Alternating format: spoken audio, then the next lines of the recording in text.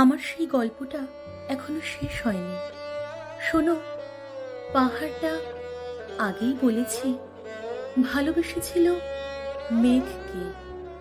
আর মেঘ কিভাবে শুকনো খটখটে পাহাড়টাকে বানিয়ে তুলেছিল ২৬ বছরের ছোকরা, সে তো আগেই শুনেছ। সেদিন ছিল পাহাড়টার জন্মদিন। পাহাড় মেঘকে বললে, আজ তুমি লাল শাড়ি পরে আসবে। মেঘ পাহাড়কে বললে, আজ তোমাকে স্নান করিয়ে দেব চন্দন জলে। ভালোবাসলে নারীরা হয়ে যায় নরম নদী, পুরুষেরা জ্বলন্ত কাঠ। সেইভাবেই মেঘ ছিল পাহাড়ের আলিঙ্গনের আগুনে, পাহাড় ছিল মেঘের ঢেউ জলে। হঠাৎ আকাশ জুড়ে বেজে উঠল ঝড়ের জগঝম্প।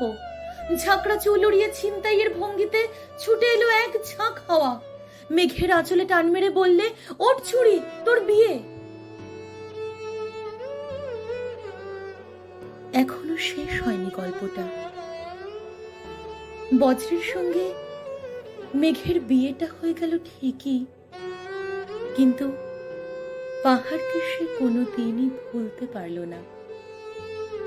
বিশ্বাস না হয় তো চিরে দেখতে পারো পাহাড়টার হাড় পাঁজর, ভিতরে থই থই করছে শত ঝর্ণার জল।